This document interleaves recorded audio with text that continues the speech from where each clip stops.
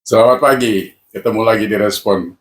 Kita kemarin sudah bahas masalah selesainya Pilpres dengan segala macam komentar-komentar, khususnya dari yang kalah dari si 16%. Pasti ada ketidakpuasan, sehingga framing kecurangan dan sebagainya itu begitu menggebu-gebu sampai kepada usaha untuk membuat angket. Ya, silakan saja, karena itu sebuah usaha, harus dihormati juga tuh Pak. Kata Pak Mahfud, itu tidak akan merubah hasil pemilu. Tadi juga saya baca koran, Pak Mahfud juga bicara soal nanti angket akan digulirkan setelah pengumuman KPU. Jadi kalau KPU tetap mengumumkan 02 yang menang, ya sudah, gelut saja di sana, silakan gitu. Kalau kita ini yang di bawah-bawah ini, rakyat ini maunya sekarang segera kerja seperti biasa, kita beresin yang sudah dimulai oleh Pak Jokowi, ya penerusnya kebetulan pilihan Pak Jokowi, Prabowo Gibran, insya Allah semuanya akan bisa dikerjakan dan dilanjutkan. Nah, soal teriakan Refli Harun yang mengatakan itu pemilu minta dibatalkan, terus diulang tapi 01 sama 03 saja, itu pilihan orang, ya nanti kalau dibilang udah lama nggak minum obat, marah dia gitu.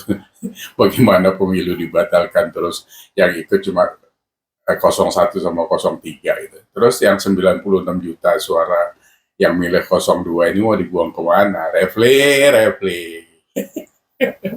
Kalau panik tuh ya pakai hitungan gitu ya, supaya nggak malu-maluin. Profesor kok kayak gitu ya, profesor ya. Refli Harun itu profesor. Jadi banyak orang-orang yang sekarang ini kayak lupa minum obat semua. Nah, sekarang kita akan lebih fokus kepada legislatif. Ya, kalau kita lihat, ya nanti coba kita lihat hasil yang akan diumumkan oleh KPU nanti, seberapa besar sebaran usia-usia yang masuk di legislatif. Karena ini sebenarnya kayaknya nggak termonitor oleh kita selama ini, karena ributnya di Pilpres saja gitu. Apalagi kemarin usia Gibran kan 35 diributin. Jadi soal yang 45, harusnya 45, 35 masuk menjadi isu yang nggak karu-karuan, nggak pengalaman lah, sampai keluar istilah Samsul dan sebagainya. Ini saya pegang data, baru saya ambil juga ya. Jadi yang di 2019-2024 itu usianya itu yang 21 sampai 30 tahun di legislatif DPR RI itu, bos. Itu banyaknya 22 orang. Nah, terus ini anak-anak kita ini ngapain di sana kalau dia nggak bisa kerja gitu. Atau persentasenya 3,8. Ini sama jumlahnya persis seperti usia 71 sampai 80. Itu juga 22 orang. Jadi persis jumlahnya gitu. Nah, usia 31 sampai 45 itu 22% atau 129 orang. Nah, jadi kalau kita lihat sebaran anggota legislatif, ini harusnya nanti diperkuat oleh yang lebih muda-muda lagi gitu, karena kita lihat di 51 sampai 70 usia itu 52%. Jadi itu masih mendominasi di gedung DPR RI Senayan itu. Nah, sehingga output yang kita rasakan sekarang ini ya dari 575 orang yang bekerja di sana itu. Ya, jadi itu jumlahnya 307 orang, ya. Masih ada lagi yang umur 81 sampai 91 itu satu orang. Nah, ini yang menarik sebenarnya kalau kita ribut soal periode presiden yang cuma dibatasi oleh 2 kali atau 10 tahun itu. Kenapa anggota DPR ini juga tidak dibatasi gitu? Okay? Kalau kita lihat di sini harusnya kan yang sampai batas 50 atau 60 kan bisa aja gitu. Ini mau 1 sampai 70, ini 307 orang.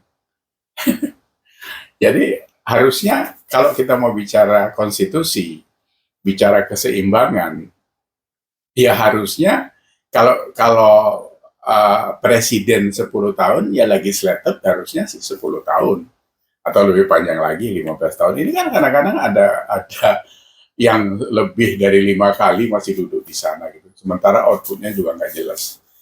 Khususnya kalau kita bicara 2019-2024, itu yang sekarang sedang diributkan terus itu adalah yaitu undang-undang perampasan aset koruptor, korupsi.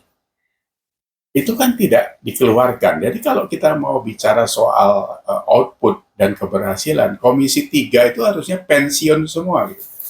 Jadi bapak-bapak di Komisi 3 itu harusnya pensiun semua gitu. Tidak ada yang nyambung lagi di situ. Karena Anda telah menjegal apa yang diinginkan oleh rakyat. Karena kita kalau bicara soal pemberantasan korupsi dan sebagainya, uang perangkatnya aja Anda nggak setujui kok itu. Ya kan? Nah, tapi itulah kelakuan kalian gitu yang kita baca selama ini. Sebenarnya kita ini tahu, cuma kita nggak punya perangkat bisa bagaimana ngobrak-abrik Anda di Senayan sana gitu ya.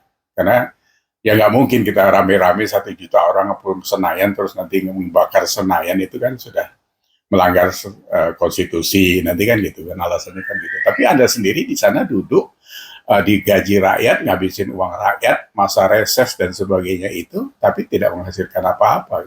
Harusnya malu. Nah, ini sebenarnya yang lebih menarik adalah harusnya partai-partai yang sekarang ini yang kemarin katanya ambang batasnya juga mau dinaikkan dan sebagainya menjadi 7%. Itu kalau perlu ya genapin aja ke 10% gitu. Jadi partai itu tinggal 8 sampai 10 kalau saya hitung.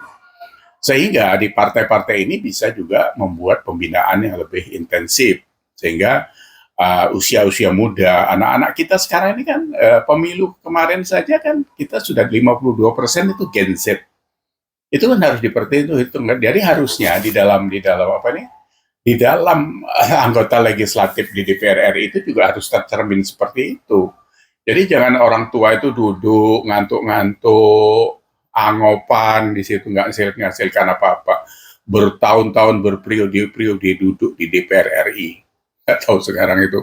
Kemarin itu minta pensiun pula gitu kan gitu. Nggak tahu digulkan atau tidak itu. Bisa-bisa kan diam-diam gol aja tuh pensiun seumur hidup. Nah, ada pula jabatan politik dikasih pensiun. Luar biasa kalian ini memang. Nah, jadi saya pikir fokusnya sekarang setelah kita selesaikan ini, Pilpres dan Pileg ini harusnya isinya itu. Karena bagaimanapun tidak bisa dihindari adalah itu urusan partai kan. Jadi partai ini harus punya visi misi yang jelas gitu. Karena sekarang ini masa transisi. Kita dapat bonus demografi yang begitu kuat, tapi kalau nggak diimplementasikan ya nggak jadi apa-apa gitu kan. Ini kan ada yang 22 orang di umur 21 sampai 30 itu kalau nyambung alhamdulillah. Nah itu bagaimana kualitasnya gitu. Sehingga kita dapat output yang betul-betul bisa mewakili untuk kepentingan rakyat Indonesia gitu. Jangan duduk ngantuk-ngantuk angopan di sana. Percuma saja buat apa itu. Yang sudah umur 51 sampai 70 yang masih mendominasi itu ya sudah pikir-pikir sajalah. Mulai mikir pensiun, kalau tahun ini masih masuk lagi ya mungkin tahun terakhir gitu kan. Nah, ini harusnya dibuat satu undang-undang pembatasan usia ini atau periodenya lah gitu. Apakah 2 periode cukup atau 3 periode atau usia 65 selesai gitu kan. Jadi tidak mengumpulin orang-orang tua di situ nanti. Ya kita akhirnya kan kualitasnya seperti ini saja gitu, nggak dapat apa-apa. Belum lagi kepentingan-kepentingan yang lain sehingga undang-undang dijadiin alat untuk bargaining dan sebagainya. Itu. Jadi Pilpres, Pileg udah selesai, tinggal kualitas isinya itu apa nanti gitu. Kalau tetap nyampah juga ya percuma. Kita ini di bawah-bawah ini ya kasihan anak-anak kita nanti ke depan ini. Kalau kita ini ya sudah maghrib, ada yang sudah waktunya Isya juga gitu kan. Bentar lagi wassalam gitu. Tapi negara ini kan nggak boleh habis gitu. Jadi anak-anak sekarang itu harus dibina masuk ke sana, dikasih nutrisi yang baik untuk berpolitik, nutrisi yang baik untuk bersosial, nutrisi yang baik untuk berakhlak, sehingga nanti isinya di DPR RI itu betul-betul orang yang bisa diandalkan ngurusin negara ini. Bukan asal-asalan gitu ya. Jadi begitu saya pikir. Semoga masukan-masukan yang kita ambil dari pemikiran-pemikiran di bawah ini bisa ada manfaat ya. Karena kita harus menyehatkan Indonesia agar tercapai Indonesia maju, tercapai Indonesia emas itu dengan baik, seperti yang sudah dicanangkan oleh Pak Jokowi selama ini ya. Jadi sekali lagi kita akan fokus ke sana sebenarnya. Jadi orang-orang DPR itu harus diawasi. Anggota DPR RI itu harus betul-betul punya bobot yang bisa dipertanggungjawabkan. Jangan cuma badannya aja yang naik bobotnya gitu ya. Terima kasih, sehat buat Indonesia, sehat kita semua. Terima kasih sudah bersama ngobrol di Respon. See you.